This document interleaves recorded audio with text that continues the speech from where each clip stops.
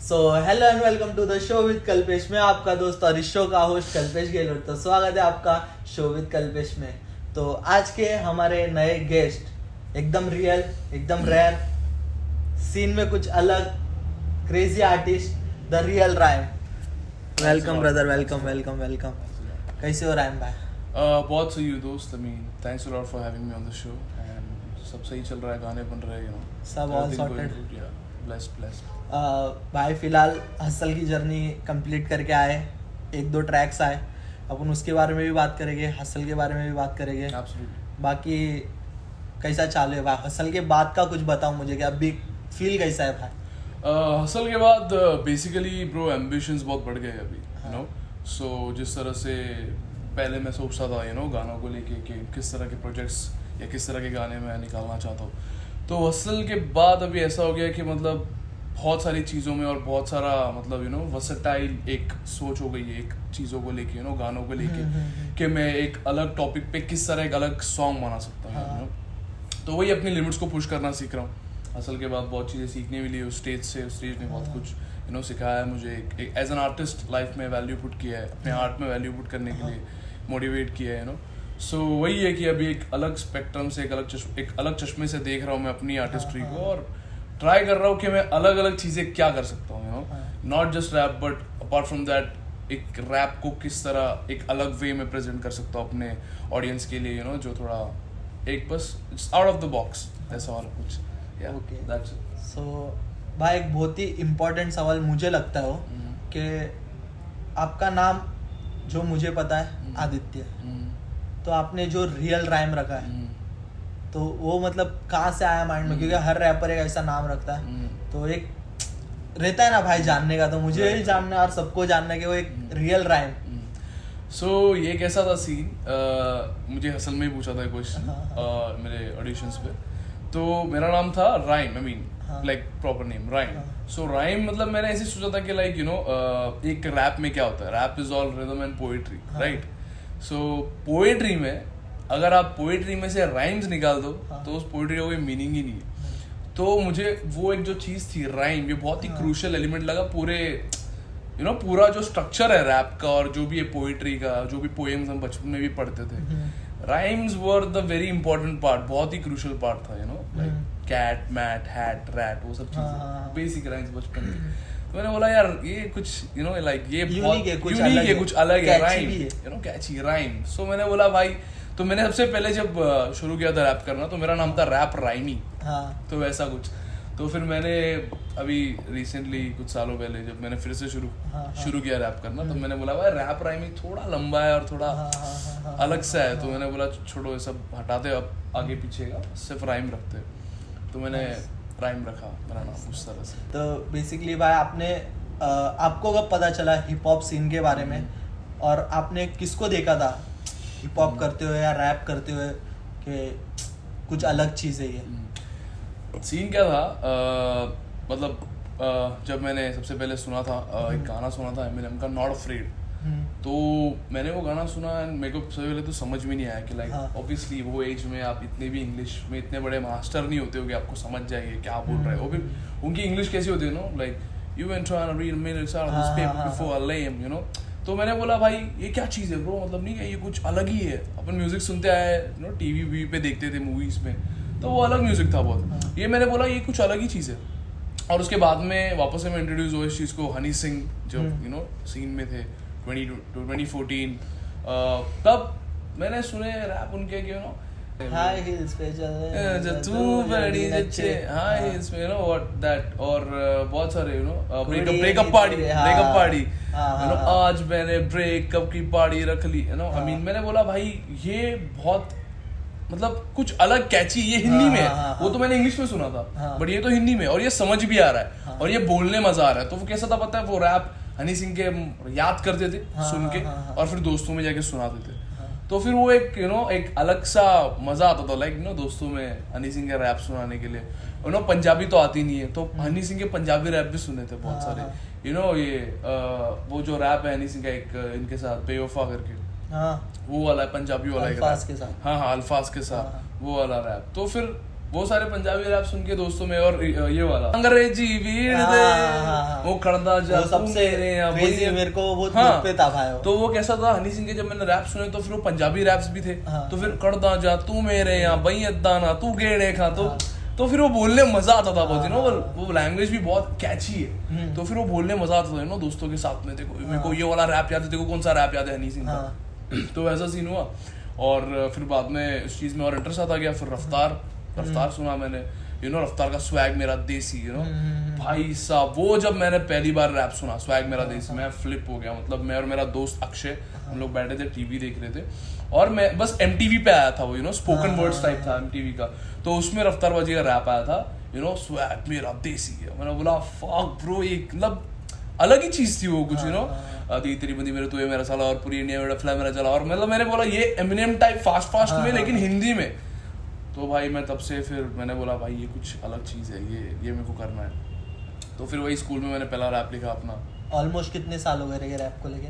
एक ब्रेक्स में, मतलब बहुत ज्यादा जब मैंने शुरू किया था स्कूल में 2012 2013 शायद से, तब मैंने किया। फिर बाद में फिर बंद किया, फिर से वापस शुरू किया, फिर से बंद कर दिया, फिर वापस मैंने प्रॉपर वाला अभी 2018 टुवर्ड्स द एंड मैंने फिर से शुरू किया, लाइक प्रॉपर वाला इस बार विद ऑन बीट लिखना और चीजें ये सब। तो मैंने बोला भाई इसमें मतलब अभी है कि वापस पीछे मुड़ना नहीं है bro, there is no turning back now, absolutely बिल्कुल भी नहीं ब्रो, बिल्कुल नहीं। इसके लिए भाई हसल करके आए और हसल से चालू है भाई, पूरी हसल के साथ आगे जा रहे भाई। बिल्कुल ब्रो, बिल्कुल एकदम हसल के साथ और एम्बिशंस के साथ आगे बढ़ रहे। सही तो भाई ऐसे ही जो तुम्हारे ड्रीम्स है वो हो जाएंगे पूरे।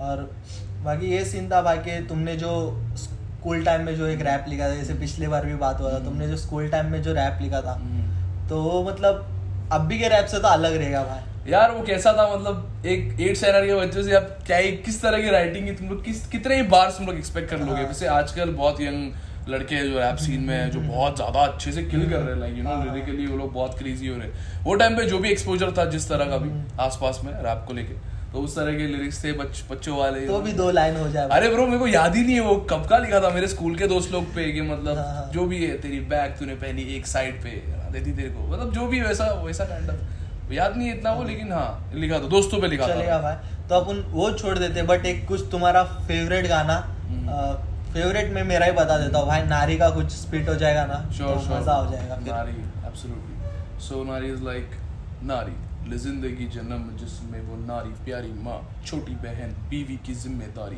लेती जा रही सालों से, वो सोचो क्या होगा वो नारी जो ना रही कुछ ऐसा होगा सर से साया छूटा रूठा रब जैसे घर ना लगे घर, हर वो सूरज जिसको प्यार की जरूरत अब तो मूरत के सहारे ये सोच कर ही लगता डर। Respect bro. मतलब जब मैंने सुना था ना फुल गूज़बम्प, अलग वाइब, एक अलग ही जोन था भाई उस चीज का। क्योंकि कैसा था पता है ब्रो, वो जो सॉन्ग मैंने लिखा था राइट, तो मतलब वो मैंने बहुत फील करके चीज लिखी थी वो, लाइक क्योंकि जैसे आप देखते हो आजकल न्यूज में अभी भी लाइक कोई डिफरेंस नहीं है, अभी भी न्यूज में अगर आप देखोगे तो बहुत सारी चीजें सुनने में आती है जो सुन के जान जलती है बहुत, बट आप कुछ कर नहीं सकते उस बारे में। लाइक किसी को जाके आप मार नहीं सकते, जितना भी मन करे करने का वो चीज एब्सोल्युटली, लेकिन आप वो कर नहीं सकते चीज। तो आप क्या कर सकते हो, जो आप अपने साइड से सोसाइटी को कुछ कंट्रीब्यूट करो उस एक एस्पेक्ट को लेके। तो फिर वही था कि मतलब मेरे को बहुत बहुत गुस्सा आता है लाइक जब ऐसा कुछ सुनने में आता है मेरे, तो मैंने बोला यार चल इस गुस्से को अपने आर्ट के थ्रू ही प्रेजेंट करता हूँ मैं। तो फिर मैंने वो सॉन्ग लिखा और हसल जैसा प्लेटफॉर्म मिला लाइक उसको बाहर निकालने के लिए, लोगों तक पहुंचाने के लिए। Very grateful and very thankful for that. तो वो जो था वो टाइम लाइक पता नहीं था कि कितनी ही मेरी जर्नी रहेगी शो पे, बट मेरे को एक था कि मतलब ये जो रैप है ये नारी, ये वाला रैप मुझे करना है। Like I want to do this on hustle, I want to do this like उस स्टेज पे जिससे मतलब बहुत लोगों तक ये गाना पहुंच सके। क्योंकि शायद से अगर मैं ऐसे ही डाल देता यूट्यूब पे तो फिर शायद से उसका उतना नहीं इम्पैक्ट पड़ता या उतना नहीं रीच जाता। बट बहुत थैंकफुल हूँ कि एक ऐसा प्लेटफॉर्म मिला और एक ऐसी जगह मिली जहाँ पे मैं इस चीज़ के ऊपर बात कर पाया और एक कंट्रीब्यूशन अपने एंड से दे पाया। क्योंकि ब्रो सच में बहुत ज़्यादा लाइक माइंड पे स्टॉप हो जाता है खून खोलता है चीज़ें सुन के आजकल जो हो रहा है। उसके बारे में लिख के फिर बाद में प्रेजेंट करके एक सुकून मिला कि हाँ भाई मैंने लाइक जो मुझे बोलना था, मेरे मन से अंदर से जो बोलना था वो मैंने बोल दिया और वो बहुत मैंने वो फील में लेगा, तो शायद से इसीलिए जब भी कोई और रैप बजता है या कोई सुनता है तो शायद से वो चीज़ कनेक्ट कर पाता है, समझ रहे हो? तो वैसा जैसे आपने बोला कि आपको गूज़बम्स आ गए, सो वैसा ही है कि मतलब या थैंक यू भाई, वो रैप तुमने वहाँ रिप्रेजेंट किया और पहुंचा भाई, क्योंकि शायद ही या फिर पहुंच पाता या फिर पहुंचता तो भी लेट होता भाई, बट तुमने एक अच्छा प्लेटफॉर्म पे एक अच्छा ट्रैक दिया जो कि हमको अच्छा लगा, सबको अच्छा लगा, और एक नारी को तुमने रिस्पेक्ट दी उसमें, तो थैंक यू भाई। और अभी जो चीज़ का अभी अपन बात कर रहे थे वो चीज़ पे आते हसल, तो भाई कुछ हसल की स्टोरी बताओ कि तुम कैसे सिलेक्ट हुए या जो भी तुम्हारी जर्नी थी हसल पे। तो हसल का सीन ऐसा था बहुत, मतलब क्या हुआ, लास्ट ईयर दिसंबर की बात है। हाँ। तभी अगर आप वूट चेक करोगे ना एप्लीकेशन, तो उस पे अगर समझो हसल आने वाला है, हाँ। तो हसल आने के कुछ 6-5 महीने पहले वो आता है कि अपलोड योर एंट्रीज ऑन वूट एंड वैसा कुछ। तो फिर मैं था ऑफिस में, ठीक है, और मुझे मेरे दोस्त ने कॉल किया और मुझे बोला कि अरे ब्रो ऐसा है करके, वूट पे तू अपनी एंट्रीज डाल सकता है हसल की, और तेरे वीडियोस वगैरह जो भी तू शेयर कर दे। मैंने बोला ठीक है, मैं अभी फिलहाल काम ऑफिस में हूँ, तो मैं शायद से घर पे आके करूँगा वो चीज़। तो मैं घर पे गया, फिर मैंने चेकआउट किया कि हाँ सच में वूट पे आया हुआ था वो, और मैंने सोचा कि ठीक है, जितने भी मेरे गाने अभी तक के आए हुए हैं मैंने वो सारे गाने कट शॉट करके क्रॉप वॉप करके जो भी है एडिट करके डाल दिए मैंने हसल के। क्योंकि देखो मतलब कैसा था पता है, एक्सपेक्टेशंस थी बट उतनी भी नहीं थी, क्योंकि यार ऑब्वियसली इतना बड़ा प्लेटफॉर्म है, इतना बड़ा स्टेज है, अगर हो गया बाय लक और बाय व्हाटएवर, तो ऑब्वियसली अपना पूरा 100% दे देंगे। बट एक बोलते हैं ना, लाइक मुझे बस ऐसा था कि लाइक कर देते हैं, देखते क्या होता है बहुत रैंडमली। और बाद में 6 महीने बाद, दिसंबर में की बात बता रहा हूँ मैं आपको, उसके 6 महीने बाद 27 मई, मेरे को अभी भी डेट याद है, मैं ऑफिस में बैठा हूँ कैंटीन में, और मुझे कॉल आती है अननोन नंबर से और बात होती है। और कोई भी अगर आपको अगर कोई भी कॉल करता है तो बोलता है कि भाई मैं आदित्य से बात कर रहा हूँ क्या, लाइक के। तो इन्होंने कॉल किया, उन्होंने बोला राइम से बात हो रही है, तो मैंने बोला यार ये कुछ अलग है, ये नॉर्मल जो रैंडम आपको अननोन नंबर से कॉल आता है ये वो नहीं है। मैंने बोला हाँ मैं राइम बोल रहा हूँ करके। तो फिर बाद में उन्होंने बोला कि आपकी एंट्रीज देखी, आपके गाने सुने, तो हम चाहते हैं कि हम आपको कुछ टॉपिक्स दे रहे हैं। 4 टॉपिक दिए उन्होंने, और 4 टॉपिक में से आप 2 टॉपिक्स पे हमें कुछ भी लिख के बाय 3-4 दिन में भेज दीजिए। तो फिर मैंने बोला एब्सोल्युटली मैं कर दूंगा ये चीज़। और फिर बाद में फ़ोन काटा मैंने, और उसके बाद में सीन ऐसा हुआ कि मैं घर पे एकदम गया, एकदम एक्साइटेड था मैं, कि मैंने बोला भाई ये क्या ही हो गया आज मेरे साथ, तो फिर मैं घर पे गया, फिर मैंने सोचा कि क्या लिखूँ क्या नहीं, मेरे पास थे ट्रैक्स कुछ।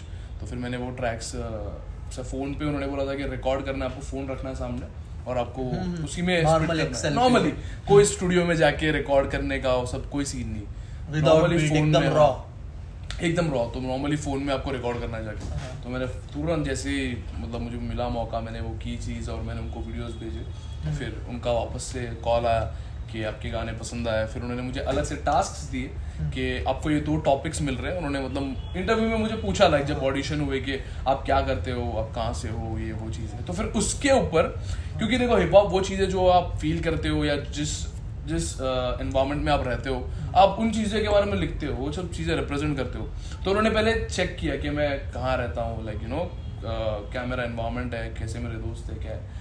बाद में उन्होंने मुझे एक टॉपिक दिया, 2 टॉपिक्स जो कि मुझे यूनिक थे बहुत, लाइक हर एक इंसान के लिए उसके कंफर्ट जोन में उसके लिए यूनिक टॉपिक्स। कैसा ये नहीं कि आपका टॉपिक मेरे टॉपिक से मिल जाएगा, ऐसा कोई सीन नहीं है, मिलता होगा, बट फिर भी ट्राई करेंगे कि आप अपने बारे में लिख सको मोस्टली, ज़्यादातर। तो उन्होंने ऐसे टॉपिक्स दिए मुझे। HR पे लिखने बोला, शो मी सम रिस्पेक्ट, उसके ऊपर वो मुझे पहला रैप लिखने बोला मेरा। और उसके बाद में एक PCO वाला प्यार, जो मैंने मेरा असल में लास्ट सॉन्ग किया, वो भी मेरा टॉपिक था पहले। और बीन बजाने थे was also a topic that was given to me. तो ये तीनों टॉपिक्स मुझे दिए और मुझे बोला कि आपको ऐसे ऐसे गाने बनाने। मैंने बोला ठीक है, मैं ट्राई करूँगा अपना बेस्ट। मैंने गाने बनाए और उनको बाद में मैंने वही जो मैंने आपको बताया, फ़ोन रख के रिकॉर्ड करके वैसे करके भेजे। तो उनको पसंद आए और उन्होंने फिर मुझे बोला कि इंटरव्यू के लिए ऑडिशन के लिए आ जाइए। तो फिर मैं गया, फिर वापस से बातें हुई। तो उसके बाद में थैंक्स टू गॉड वो हो गया, मैं सिलेक्ट हो गया। और ये मतलब जो भी अगर हसल 3.0 के लिए भी अगर आप सोच रहे हो तो फिर ये सब यही सीन है। शायद से बाद में चेंज हो जाए, बट आपको बस अपने आप पे भरोसा रखना है बस, और अपनी पेन पे भरोसा रखना है और छोड़ना नहीं है, like you know you just have to get behind it like a crazy animal, you know like just वैसा ही कि मतलब करते रहो बॉस, कभी छोड़ने की सोचो मत, क्योंकि पता नहीं आपकी लाइफ में कब एक टर्न आ जाए। क्योंकि जब हसल मेरी लाइफ में आया ब्रो, मैंने एक्सपेक्ट नहीं किया था, लाइक ऐसा कुछ एक्सपेक्ट ही नहीं किया था। मुझे यही पता था कि हाँ अभी मैं काम करूंगा और बाद में इस महीने ये वीडियो डालना है, उस महीने वो वीडियो डालना है, यू नो लिखना है, ये वो चीज़ें ऑफिस से घर जाके जब भी टाइम मिले, बस वही चल रहा था। मुझे पता नहीं था कि इसका ब्रेक थ्रू कब आएगा, मैं सोच भी नहीं रहा था। मेरे को बस इतना पता था कि बस चल रहे, जा रहे अपन, कर रहे, बस वही था। और बाद में ये चीज़ जब हुई लाइफ में, हसल आया, तो मतलब फिर जितनी भी चीज़ें मैंने मेरे पास्ट में की ना हिप हॉप को लेके, मेरे आर्ट को लेके, फिर मैंने सब चीज़ें देखी, इवैल्यूएट की कि यार ये सब चीज़ें करके मैं आज यहाँ पे आ चुका हूँ फाइनली। तो वो चीज़ क्या करती है ना, बताया आपको मोटिवेट करती है और आगे जाने के लिए। जब एक वैलिडेशन मिलता है ना लाइफ से आपको, जब एक वैलिडेशन लाइक कि आप एक बड़े प्लेटफॉर्म को यू नो लाइक टच करके आ रहे हो, एक अपने आप को एक बड़ी प्लेटफॉर्म पर रिप्रेजेंट कर रहे हो, तो ना क्या होता है पता है कि आप अपनी आर्ट को फिर वैलिडेट कर लेते हो कि लाइक भाई देख, अगर मैंने इतना आज तक मेहनत की है, उसका मुझे ये मिला एट द एंड, तो बाद में वो चीज़ आपको और हंगरी बनाती है। ये नहीं कि आप सेटिस्फाई हो जाओगे कि बस भाई मैं तो आ गया स्टेज पे, मैंने तो कर लिए 2-4 रैप, अब मैं सेटिस्फाई हो गया, नहीं, वो चीज़ आपको और हंगरी बना देगी। अगर आप वैसे शख्स हो तो वो आपको और भूखा बना देगी और आपको और एम्बिशियस बना देगी, और फिर आप बोलोगे कि अगर मैंने इतना किया है तो इतना हो गया, अगर मैं और डबल मेहनत करे करूंगा तो फिर पता नहीं और क्या ही हो जाएगा। और हसल के बाद यही है कि हसल के पहले जो आपने किया वो आपको हसल तक लाया। अब हसल के बाद जो बड़ा प्लेटफॉर्म है वहां पे आप कैसे जाओगे, उसके लिए आपको पहले की हसल से और ज्यादा हसल करनी पड़ेगी और दुगनी मेहनत करनी पड़ेगी। तो मेरे दिमाग में भी फिलहाल वही है कि जहां तक मैं आया, जैसे भी आया, यू नो अब उससे डबल मेहनत करनी है, अब वो कुछ अलग करना है। जैसे मैंने आपको पहले बताया कि अब मैं सोच रहा हूँ एक अलग एंगल से मेरे ही आर्टिस्ट्री को लेके कि मैं और अलग क्या कर सकता हूँ, कि यू नो कैसे गाने बना सकता हूँ, किस अलग अलग टॉपिक्स को टच कर सकता हूँ, यू नो एक वही सीन था। मुझे पहले बहुत डर लगता था बहुत कुछ भी कंपोज करने में, यू नो लाइक मेलोडीज बनाने में, कॉम्पोजिशंस करने में। मुझे पता नहीं थे कि लाइक कमर्शियल लाइक रैप बनते कैसे। तो फिर जब मुझे असल में वो टास्क मिला तो यू नो लाइक जब तक आप कोई चीज़ करते नहीं हो ना सामने से, तब तक आपको पता नहीं होता आप कितने बेस्ट हो उसमें या फिर कितने अच्छे से कर लोगे। क्योंकि आप फिर अपने आप को अंडर एस्टिमेट करोगे, यार नहीं यार ये तो मैं शायद से नहीं कर पाऊंगा। लेकिन आप जब तक नहीं करना चाहोगे ना उस चीज़ को, तब तक आपको खुद को नहीं पता चलेगा आपकी स्किल्स क्या है। और अगर आपको एक बार पता चल गया कि आपकी स्किल्स क्या है, तो आप खुद ही को उस चीज़ को लेके मोटिवेट कर लोगे कि यार मैंने तो ये कर दिया, ये तो मैंने एक्सपेक्ट नहीं किया था कि मैं करूँगा। फिर वो चीज़ जो आपको एक बार बोलते हैं ना वो सेट इन मोशन, वो एक बार मोशन में आ गई ना चीज़ तो वो घूमते ही रहेगी, फिर उसको कोई स्टॉप नहीं है जब तक आप खुद ना लगाना चाहो उसको स्टॉप। तो वो सीन है। तो अब यही है कि look at the bigger picture, आगे क्या है, यू नो किस तरह से कर सकते हैं आगे, किस तरह से बड़े गाने दे सकते हैं, यू नो अपना बेस्ट देना है। गाने बड़े तो जनता करती है, बस आप बस अपना बेस्ट दो। बिगर पिक्चर के लिए ट्रेलर तो आ गया, देख रहे हो, show with Kalpesh. Absolutely, show with Kalpesh, सही है। सो वही है कि यू नो एक look at the bigger picture, keep going at. तो तुमने बताया कि आप हसल पे कैसे आए, ठीक है। तो जो India's biggest rap reality show है, वहाँ पर आने की स्टोरी तुमने बताई और मोटिवेट मतलब एक इंस्पिरेशनल मुझे भी लगा जो आपने बताया। बट वहाँ पर जाने के बाद आपको फील क्या हुआ, मतलब वो फीलिंग कैसी थी कि जब तुम एक रियलिटी शो के स्टेज पे हो, वहाँ पर बादशाह है, रफ्तार है, डिनो जेम्स, सॉरी रफ्तार नहीं, बादशाह है, डिनो जेम्स है, किंग है, डीएमसी है और भी कंटेस्टेंट है, और तुम किंग के टीम में सिलेक्ट हुए हो। एब्सोल्युटली। तो वो फीलिंग कैसी? Shout out to King. So scene क्या था ना ब्रो कि मतलब सबसे पहली बात तो मैं हो गया एकदम शॉक कि यार मैं इस प्लेटफॉर्म पे आ गया, और मतलब यू नो इतने बड़े बड़े आर्टिस्ट्स आपके सामने, बादशाह, Dino James, king, you know EPR। सो ऐसा था कि मतलब अब इनके सामने आपको अपनी स्किल्स शो करनी है, जिनके रैप आप सुनते हुए आए हो पहले से, और जिनके रैप सुन के आप कहीं ना कहीं यू नो मोटिवेट हुए, या कहीं ना कहीं आपने सोचा कि भाई क्या लिखा है यार, क्या बार है, अपन भी कुछ ऐसा लिखते। तो उनके रैप सुन के जब आप यू नो खुद एक अपने आप को यू नो ये करते हो, या लाइक यू नो लिखने बैठते हो या जो भी है, और फिर आपने उनके सामने आपको रैप करना है, उनके सामने आपको परफॉर्म करना है, तो वो एक अलग ट्रिप होती है बहुत। मतलब समझ रहे हो, आपको अलग फील होती है वो बहुत है, क्योंकि आर्टिस्ट जब शोज करता है नो उसके सामने उसकी ऑडियंस होती है, बट यहाँ पे कैसा है भाई, आपके सामने ऑडियंस भी है और आपके सामने जजेस भी है जो आपको जज करेंगे ऑन द स्पॉट, और जिससे हमने सीखा, जिससे हमने देखा है, जिनको इतने सालों यू नो लाइक हसल 1 में EPR और किंग ने तो भाई साहब हसल 1 में लाइक मैं लाइक ये बोलना चाहूंगा चीज के मैंने किंग को मैंने डिस्कवर किया हसल 1 से। और जब वो जो उनका गाना था माहौल, सारा का सारा यू नो लाइक वो गाना, वो वाला गाना, फिर उसके बाद में गोल्ड डिगर मूवमेंट है, और उसके बाद में सब गाने याद है बदनाम एपिसोड से लेके अभी तक, बदनाम राजा। तो ब्रो वही मेरा बोलने का मतलब है कि किंग को देखा उस शो पे और मैंने वो चीज कैच की कि भाई क्या ही सीन है ये, मतलब you know hooks, catchy hooks कैसे बनते हैं। और फिर बाद में एक ऐसा रैप फॉर्मेट और या फिर एक ऐसा रैप करने का स्टाइल जो सबको समझे, जिसकी कोई बाउंड्रीज नहीं है। अगर मैं अपने रैप में इंग्लिश वर्ड्स डाल दूं बहुत ज्यादा तो शायद से एक कमरे में 10 लोग हैं, 10 में से 7 को समझ आएगा, शायद से 3 को उतना नहीं फील नहीं होगा, कनेक्ट नहीं होगा। और आपका म्यूजिक तभी ग्रो होता है, तभी बढ़ता है जब आपका म्यूजिक कनेक्ट होता है लोगों से। समझ रहे हो बात को? तो किंग की वो बात थी कि किंग का म्यूजिक कनेक्ट हो रहा था लाइक और बाद में जब मैंने वो चीजें सुनी और यू नो वो सारी लाइनें, मैंने बोला यार ये कनेक्ट हो रही है चीजें, ये मैं फील कर रहा हूँ कहीं ना कहीं, यू नो फ्लेक्स है बट फिर भी कनेक्ट हो रहा है। जैसे किंग भाई ने कहा था कि नीचे मेरे सबटाइटल देखने की जरूरत नहीं, बातें पहुंच जाती है। तो वो सेम फील, तो मैंने वही बोला कि यार ये तो बहुत हार्ड चीज है, क्योंकि देखो एमिनेम जब मैंने सुना तो वो तो बहुत अलग चीज है, मतलब यू नो।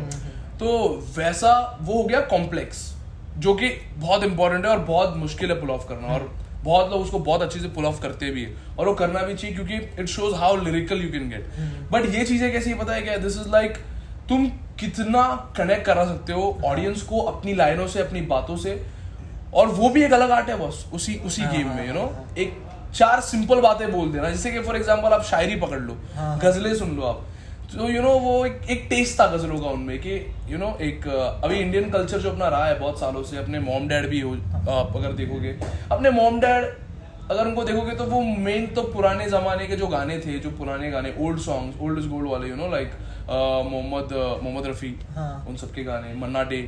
तो वो जो एक जो वाइब है ना हिंदी गानों का, एक गजलों का, 4 लाइनों में पूरा पूरी एक बड़ी कहानी बता देंगे 4 लाइनों में, ऐसी तो वैसी बातें। और मतलब किंग के जब मैंने गाने सुने, मैंने बोला कि यार ये तो बस 4-5 लाइनों में खत्म हो गया सीन है यहाँ पे, तो वैसा सीन। तो और बाद में चल के फिर मैंने EPR को भी सुना मैंने। EPR का एक रैप था हसल पे, नारी के ऊपर था, बोला तू ना रुकेगी कभी, कर शपथ अग्निपथ, तो वो वाला एक रैप था जो like EPR is known for as a rebel, like उनकी टीम का भी नाम था EPR रेबल्स। तो उनका ऐसा है कि यू नो अपनी कलम से सोसाइटी में क्या हो रहा है और सोसाइटी को किस तरह चेंज कर पाएंगे अपनी कलम से, यू नो लाइक अभी ऑब्वियसली पॉलिटिकल पार्टी ज्वाइन करके तो नहीं कर सकते, बट एक अपनी कलम से, अपनी आर्टिस्ट्री से वो किस तरह सोसाइटी में चेंज ला सकते हैं। वो उनका लुकआउट है, वो उनका एक बोलते हैं ना एक एम है शायद से अपनी पेन को लेके। तो वो पेन गेम देखा मैंने असल पे, बेला का पेन गेम देखा मैंने असल पे। और बाद में जब और मैंने जैसे हनी सिंह की बात करी आपके सामने, हनी सिंह और बादशाह का एक सॉन्ग है ओ मेरी रानी तेरी जवानी, वो सब गाने सुन के अपन क्रेजी, वो सब गाने सुने यार इतने सालों से, और वो गाने दिमाग में छपे हुए। और बाद में जब आप इनके सामने परफॉर्म करते हो ना जाके, तो आपको सबसे पहले तो आपको ऐसा लगता है कि लाइक क्या ही सच में लाइक इज इट रियल करके, यू नो, क्योंकि जब तक आपको वो चीज हिट नहीं करती ना, तब तक आपको समझ में नहीं आता आप कितनी बड़ी चीज में स्टेप इन कर चुके हो, आपकी लाइफ में कितना बड़ा ट्रांजिशन आ चुका है। दोस्तों में चिल करना है शाम को बैठ के, वो सब लाइफ से अचानक से आप एक स्टेज पे खड़े हो और आपके सामने ये सारे लोग हैं जिनको आप टीवी पे देख चुके हो और जिनको आप सुन चुके हो, यू नो, ऑन लूप, और जिनकी तरह कहीं ना कहीं शायद आप बनना चाह रहे हो, यू नो, या फिर जिनकी तरह आप अपनी पेन बनाना चाह रहे हो, जो भी है, इंस्पायर्ड हो या जो भी है। तो फिर वो जब चीज मैंने देखी ना भाई, तो फिर और बाद में जब असल में बाकी कंटेस्टेंट्स थे, ग्रेविटी, नैस, खुल्लरजी, पैंथर और MC स्क्वायर, पैराडॉक्स, ये सारे कंटेस्टेंट्स, सबका अलग जोन, सबका अलग वाइब, सबका अलग पेन गेम, यू नो। तो आपको एक कॉम्पिटिटिव स्टेट में डाल दिया। मेरे को भाई मेरे स्कूल के दिन याद आ गए वापस से, जब नहीं वो होता है ना कि क्लास में बच्चे होते हैं, कोई एकदम स्कॉलर होता है और कोई थोड़ा स्लो होता है, कोई बीच में होता है, तो वो एक कंपटीशन होता है, पता है, एक कॉम्पिटिटिव स्टेट, हेल्दी कंपटीशन, एक बहुत हेल्दी कंपटीशन कि मतलब यार इसने ऐसे 4 बार्स लिखे, यार मैं भी ऐसा कुछ लिखता हूँ यार, लिखा हुआ भी डिलीट करके फिर दूसरा लिखता हूँ। हाँ वैसा कि मतलब यार इसने तो क्या ही लिखा है यार, मतलब कसम से चल मैं भी कुछ ऐसा ट्राई करता हूँ, आप अपने आप को पुश करते हो। और जो भी रैपर्स अब हसल में जाना चाहेंगे, हसल 3.0 में, बॉस कैसा होता है पता है, आपको अपने आप पे कॉन्फिडेंस होता है, नो डाउट, आपको पता है आपका पेन गेम कितना अच्छा है या फिर आपकी स्किल्स कितनी अच्छी है, बट जब आप एक कंपटीशन में एंटर करते हो ना, कॉम्पिटिटिव एनवायरनमेंट में, तब वो एक चीज अलग ही हिट करती है आपको। तब आप जो पुश आप अपने आप को करोगे ना वो टाइम पे, वो आप रात को 3 बजे बैठ के लिखने में वो पुश नहीं है जो आप उस लेवल पे या फिर उस जगह पे बैठ के जब देखो कि भाई ये बंदा इतना सिक है यार, क्या ही लिखा है इसने, मैं क्यों नहीं ऐसा लिख सकता, मैं भी ट्राई करता हूँ, ये तो इतनी अच्छी मेलोडीज बनाता है यार, मैं क्यों नहीं करता ये ट्राई, मैं भी करता हूँ। वो जो सवाल है ना ब्रो, मैं क्यों नहीं करता ये, वो कभी भी अपने आप से पूछना भूलना मत।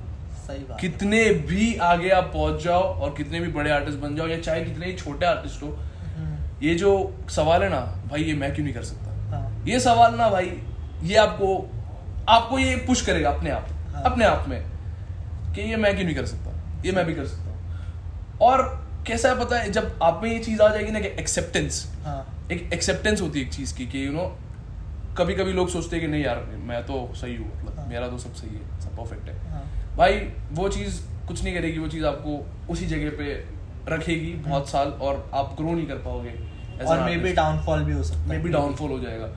आप जब ऐसे एक कॉम्पिटिटिव प्लेटफॉर्म पे जाओगे ना बॉस, सबसे पहले तो ये चीज आप छोड़ दो, क्योंकि आपको पता चल जाएगा कि मतलब क्या ही लेवल चल रहा है यहाँ पे, कि मतलब जब मैंने आपको बोला कि यार ये मैं क्यों नहीं कर सकता, ये सवाल पूछना जरूरी है, नहीं ये तो मैं कर लूंगा, ये गलत सवाल है, ये तो मैं कर लूंगा, दिस इज एरोगेंस, ये मतलब आप बोल रहे हो कि नहीं तो मैं भी कर सकता हूँ, ये मैं क्यों नहीं कर सकता, ये अलग सवाल हुआ यार, ये खुद से पूछो। जब मैं असल में गया तब मैंने खुद से ये सवाल पूछा कि भाई ये मैं क्यों नहीं कर सकता यार, मैं भी ट्राई करता हूँ, मैं भी कोशिश करूंगा इस चीज की, मैं क्यों नहीं कर सकता, अबे ये तो मैं कर लूंगा, ये नहीं, ये मैं क्यों नहीं कर सकता, समझ रहे हो बात को। तो वो एक सवाल हो गया जो मैंने अपने आप से पूछा थ्रू आउट द शो और ट्राई किया कि मैं भी कुछ अलग चीजें करूँ। जैसे कि अगर आप देखोगे असल पे जाने के पहले मैं बहुत ही हार्डकोर रैप गाता था, लाइक मेरी पूरी discography, he is crazy, Demi God, ये सब गाने जो मेरे हैं ये बहुत हार्डकोर टाइप से, लाइक एकदम वो वाला एकदम नहीं, का ट्राई बार्स बारूद गोला असला पूरा एकदम फुल तो लोडेड। लेकिन जब मैं असल पे गया तो मैंने सोचा कि लाइक कुछ अलग अप्रोच लेते हैं इस चीज को, कुछ अलग ट्राई करते हैं, तो वो हिसाब से मैंने अपने गाने लिखे एंड जिस तरह भी वो गया, एंड थैंकफुल फॉर दैट, इतने सारे लोगों ने देखे वो गाने। क्योंकि ना बॉस मेरा ऐसा है कि नंबर्स तो है इम्पोर्टेंट, बट आपके साथ आप शुरू में कहाँ थे और आप अभी कहाँ हो, ये जो डिफरेंस है ना, ये डिफरेंस हमेशा होना चाहिए और ये डिफरेंस ही आपको सेटिस्फाई करना चाहिए ऑलवेज, क्योंकि नंबर्स बढ़ेंगे और घटेंगे उसका कोई सीन नहीं है, लेकिन आप अपनी आर्टिस्ट्री देखो, अपनी ट्रेजेक्टरी देखो कि आप एज एन आर्टिस्ट कितना ग्रो हुए हो, क्योंकि आप जितना एज एन आर्टिस्ट ग्रो होगे ना ब्रो, उतना आपकी ऑडियंस ग्रो होगी, नो मैटर व्हाट। शायद से आपकी 100 की ऑडियंस है ना, आपको 102 लोग देखना शुरू करेंगे, लेकिन वो 2 लोग जुड़ेंगे आपके साथ, वो 2 नए लोग जुड़ेंगे आपके साथ, किसी के साथ समझ लो 100 लोगों में से किसी के 200 हो रहे हैं, आपके 200 नहीं आपके 102 हो रहे, बट 102 हो रहे, समझ रहे हो बात को, एक चेंज है, वो 2 का चेंज है, वो छोटा छोटा चेंज करके किस दिन वो 1 लाख हो जाएगा ना ब्रो, आपको पता नहीं चलेगा, बट वो चेंज बहुत जरूरी है। और वो चीज के लिए हमेशा थैंकफुल रहना कि चल भाई कोई नहीं, 102 ठीक है, 104 अगली बार, 105 जो भी है, जितने भी आए वेलकम, मतलब जितने भी लोग आए, जितने भी नए लोग, मुझे कल को मुझे कोई एक बंदा भी अगर मेरी वीडियो के नीचे अगर 1 व्यू भी आता ना किसी का, अगर मैं देख रहा हूँ कि भाई 100 व्यूज है, कल अगर मैं उठ के देख रहा हूँ 24 घंटे होने के बाद कि 101 व्यूज है, तो मैं ये नहीं बोलूंगा कि भाई 101 व्यूज है, बोलूंगा 101 व्यूज है, वो एक बंदा जुड़ा है कोई जो देख रहा है कि हाँ यार किसी एक ने मेरे गाने सुनना शुरू किया है आज, ये मैं सोचूंगा, किसी एक की लाइफ में मैं इंट्रोड्यूस हो गया हूँ, ये मैं सोचूंगा। तो वैसा है, तो मतलब असल ने सिर्फ एक बोलते हैं ना पेन वाइज और एक उस वाइज ही मुझे ट्रेन नहीं किया है, मुझे इस चीज में भी ट्रेन किया कि एज एन आर्टिस्ट आपका माइंडसेट क्या होना चाहिए, आपको सोचना किस तरह है। सिर्फ गाने लिखते हो आप आर्टिस्ट नहीं होते हो, आप एक आर्टिस्ट लाइफस्टाइल चूज करते हो, तो वो लाइफस्टाइल में वो माइंडसेट होना जरूरी है कि आप किस तरह चीजों को सोच रहे हो, अगर आप सेटबैक भी ले रहे हो, हार रहे हो तो आप किस तरह हार रहे हो, उस हार को किस तरह ले रहे हो, जीत रहे हो तो जीत को सर पे तो नहीं ले रहे अपने। आर्टिस्ट्री एक लाइफ है, लाइक हिप हॉप एक लाइफस्टाइल है, हिप हॉप सिर्फ एक रैप नहीं है, लाइक मैंने एक रैप बना दिया और मैंने बोल दिया भाई ये हिप हॉप है, हाँ वो नहीं चीज हिप हॉप एक लाइफस्टाइल है ब्रो। हाँ तो आपको वो लाइफस्टाइल जीना है और उस लाइफस्टाइल में हिप हॉप रैप एक पार्ट है। हाँ। उस लाइफस्टाइल का रैप एक पार्ट है हाँ। और ग्राफिटी एक पार्ट है, यू नो, बीएमएक्सिंग एक पार्ट है, बीट बॉक्सिंग, बहुत सारे एलिमेंट्स जैसे हिप हॉप के एलिमेंट्स हाँ, हैं, हाँ। वो हिप हॉप लाइफ के एक पार्ट है। हाँ वो फिर वो पूरा मिलके हिप हॉप बनता है यार, लाइक यू नो वो चीज। सो वैसा है कि मतलब वो चीज हमेशा याद रहो कि जो आप लिख रहे हो या आप वो चीज जी भी रहे हो। जैसे मैंने मेरा एक सॉन्ग किया था असल पे, मैं कौन, हाँ यकीन कर, खुद पे यकीन कर। तो फिर वो बातें ऐसी थी कि मतलब वो बातें सच में मैं जी रहा था मेरी लाइफ में, कि जिस तरह जो नौकरी छोड़ना, इसको एज अ फुल टाइम चीज लेना अपनी लाइफ में और बाद में मुश्किलें फेस करना, यू नो।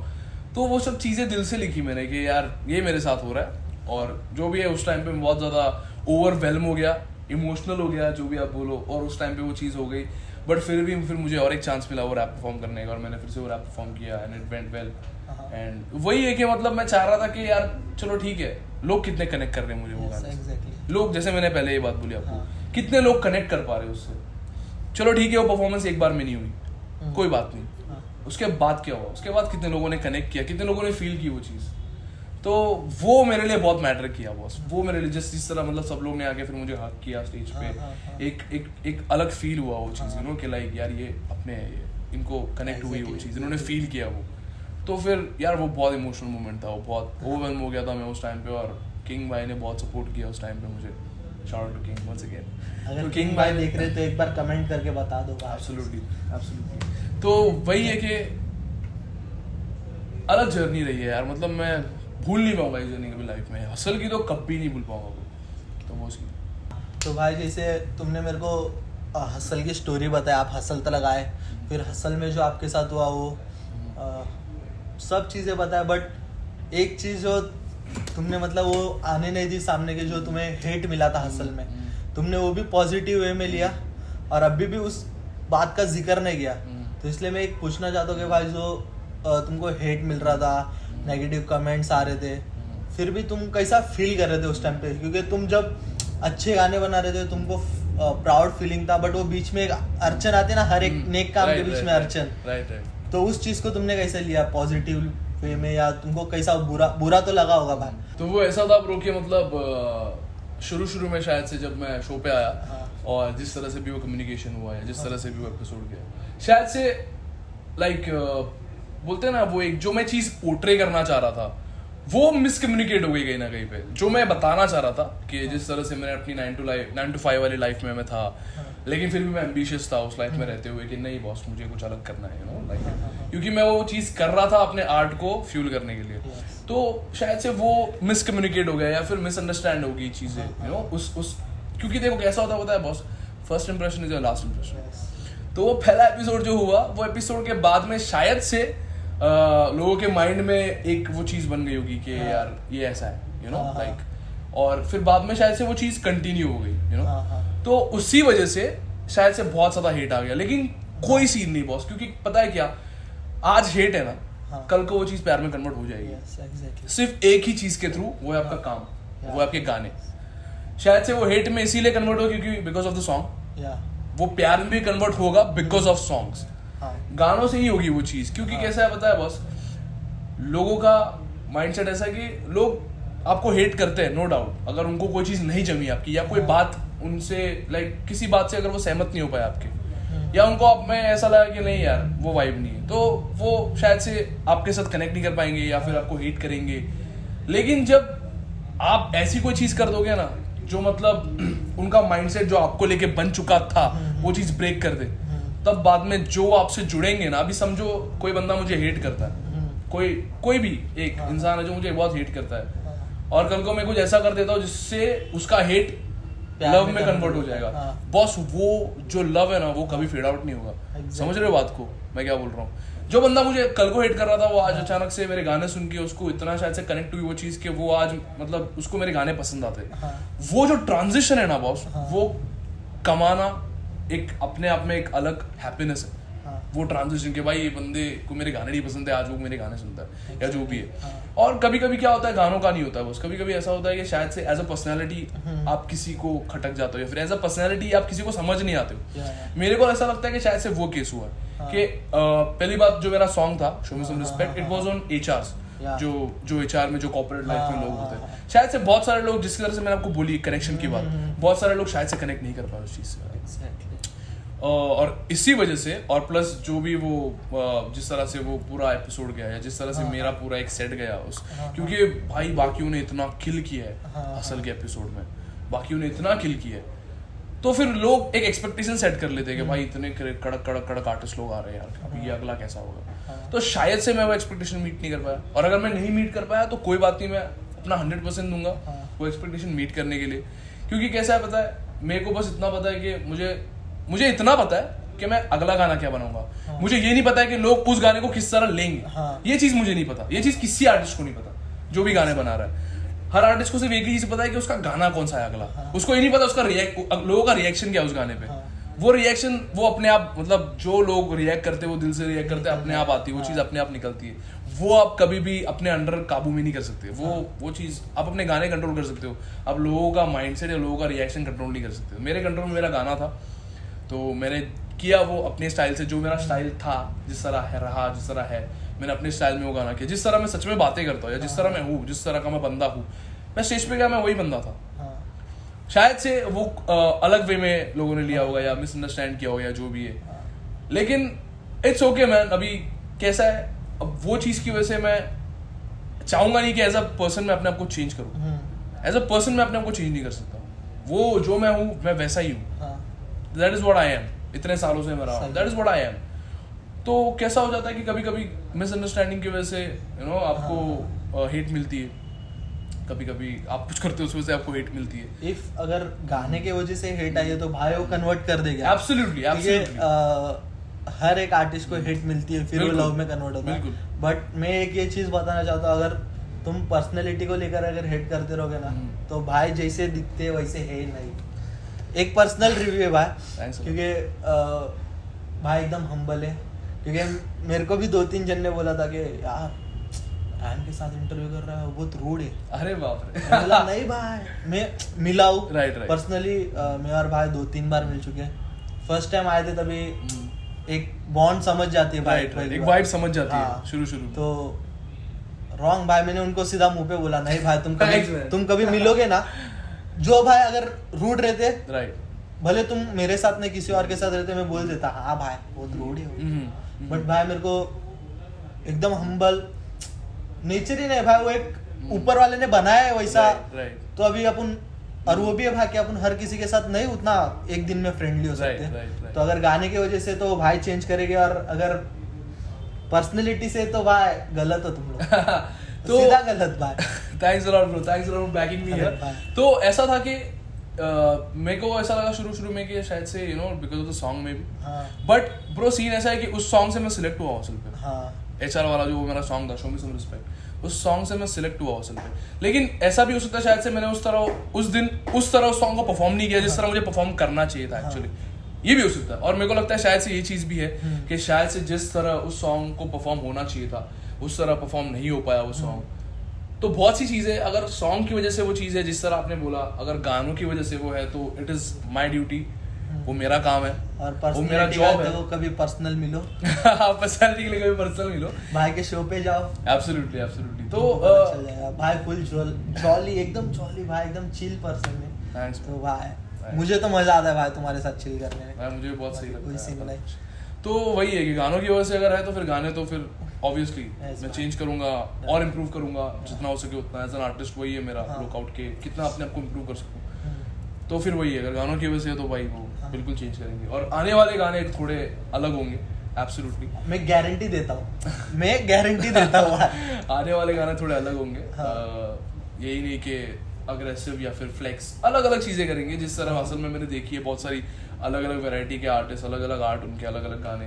तो ऑब्वियसली मैं भी चाहूंगा कि जैसे मैंने बोला ये मैं क्यों नहीं कर सकता, मैं भी करूंगा ये चीज़, like I will try my best to do it. और जरूर आप लोगों से कनेक्ट करने की कोशिश करूंगा गानों के through, I will give my best. Exactly भाई।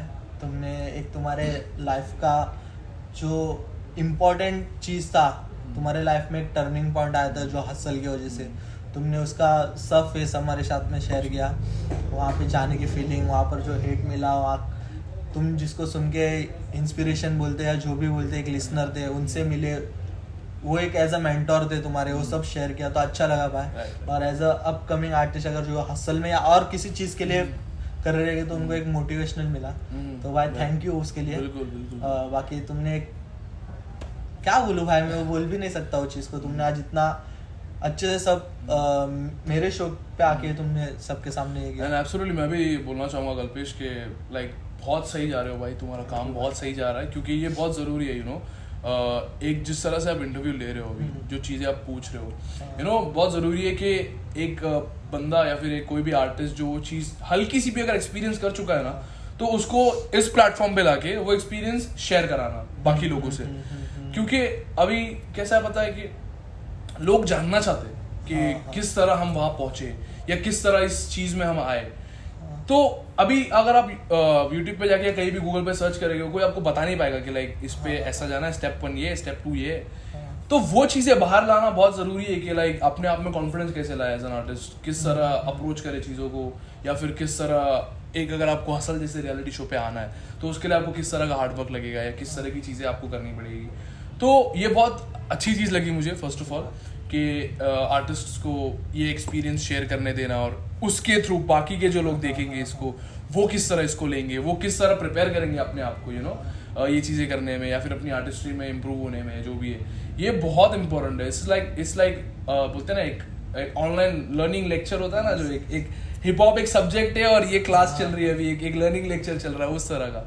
तो बहुत अच्छी बात है यार, बहुत अच्छा लगा यू नो नॉलेज शेयर करके। जो मुझे पता है भाई, मैं बहुत बड़ा नॉलेजेबल या फिर बहुत बड़ा ज्ञानी नहीं हूँ, बट जितना भी मेरे एक्सपीरियंस है मुझे पता है, मैं बहुत हैप्पी हूँ 4 लोगों में वो चीज़ शेयर करने में। अगर वो 4 में से कोई एक बंदा या 2 बंदा या चारों के चारों उसको सच में लेके कुछ करना चाहेंगे तो bro I am more than you know like more than happy with that. क्योंकि यार अगर अपने एक्सपीरियंस से किसी को हेल्प हो रही है तो फिर एब्सोल्युटली भाई 10 इंटरव्यूज करेंगे ऐसे, कोई सीन नहीं। थैंक यू भाई, तुम आए उसके लिए भी। बट हसल के बारे में बात की, तुम कहाँ से इंस्पायर हुए, कहाँ से सीखे, वो सब बताया। बट जो चीज़ तुम करते करते इतने साल से, जैसे 8 से लेके अभी तक तुमने वो चीज़ की है, तो वो चीज़ में तुम ड्रीम क्या देखते हो तुम्हारा? मतलब एक हिप हॉप या रैप को लेके तुम ड्रीम क्या देखते हो कि ये अचीव करने के बाद मतलब बस मेरा जो एम था वो पूरा हो गया? इसका मेरे पास एक है आंसर, और जो मैं फील करता हूँ चीज़, और जो चीज़ फील करके मैंने शुरू किया था बेसिकली ब्रो, मेरा सीन कैसा है पता है क्या? मुझे हर बार अपना बेस्ट देना है। अगर मैंने कोई चीज़ बेस्ट कर दी बहुत और लोगों ने मुझे बोला यार तूने बहुत अच्छा किया ये, तो मेरे दिमाग में एक ही चीज़ होगी कि इसका अगला क्या, इससे बेस्ट क्या कर पाऊंगा मैं। और फिर अगर वो बेस्ट कर दिया तो उससे बेस्ट क्या कर पाऊंगा। तो ये देख रहे हो आप, ये एक बोलते हैं ना एक डायरेक्शन में, एक फॉरवर्ड डायरेक्शन में ही ये चीज़ जाती रहेगी कि आप बस अपने आप को अपना बेस्ट दो, हर बार अपना बेस्ट दो। अगर कोई आपका दोस्त कुछ बहुत अच्छा कर रहा है या कोई बहुत अच्छी चीज़ कर रहा है, ट्राई ये करो कि आप अपना बेस्ट दो। ऐसा नहीं, ये मत सोचो कि भाई मैं उससे भी हार्ड करूंगा, नहीं, अपना बेस्ट दो, ट्राई करो। और यही चीज होनी चाहिए। अगर यही चीज आपके लाइफ में रहेगी ना, आप कभी सेटिस्फाइड नहीं हो पाओगे। और सेटिस्फाई नहीं होना है भाई, सेटिस्फाई नहीं होना है। लोगों को सेटिस्फाई करना है, लोगों को खुश करना है, लोगों को कनेक्ट करना है अपने काम से। कि आपके लिसनर्स आपको सुन के बोले भाई यार सेटिस्फाई किया यार, क्या गाना बनाया। आपको सेटिस्फाई नहीं होना, आपको ये सोचना है कि भाई अगला क्या, अब अगला क्या करना है। और अगर ये चीज़ करते रहोगे तो आपके लाइफ में कभी वो एक पॉज नहीं आएगा, या फिर अपनी आपकी आर्टिस्ट्री में, आपकी आर्टिस्ट लाइफ में कभी वो एक रुकावट नहीं आएगी कि हाँ भाई या बस मैं अब सेटिस्फाई हो गया, अब पता नहीं अब क्या करना है। ये मत करो, अब बस ये करना है कि इसके आगे क्या है। अगर ये मेरा गाना इतने लोगों ने सुना और इतनों को पसंद आया, इसके बाद मैं क्या करूँगा। आपको पता है एज एन आर्टिस्ट मैं बहुत एक अलग चीज़ बोलूँगा अभी, हर एक आर्टिस्ट शायद से ये चीज़ कनेक्ट करे या फील कर सकता है। जब भी आप कोई गाना बनाते हो ना, और जब लोग आपको अप्रिशिएट करते हो उस गाने के लिए, और जब आप एक नया गाना लिखने बैठते हो, तो आप खुद से सवाल पूछते हो कि शायद मैं वैसा बना पाऊंगा कि नहीं वापस से। exactly. यार ये पता नहीं, पब्लिक को तो ये बहुत अच्छा लग गया, अब इसके बाद वाला अच्छा नहीं लगेगा, तो लोगों ने मुझे अंडर एस्टिमेट कर दिया, तो भाई यार इसने ये तो अच्छा बनाया था, ये क्या बना दिया। वो एक सवाल मैं अपने आप से पूछना छोड़ो मत भाई, वो बहुत इंपॉर्टेंट है।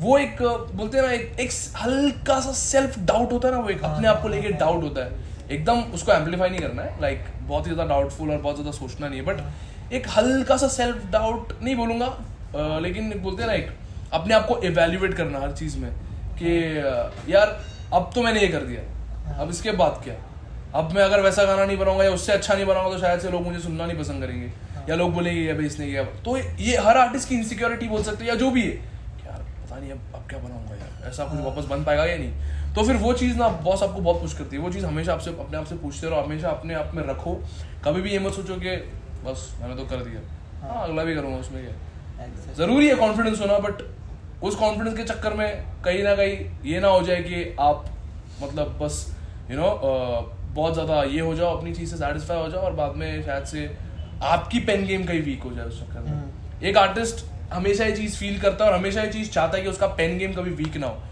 जैसे आपने सवाल पूछा मुझसे कि आपका एम क्या है या फिर आप क्या चाहते हो, आपका सेटिस्फैक्शन पॉइंट क्या है।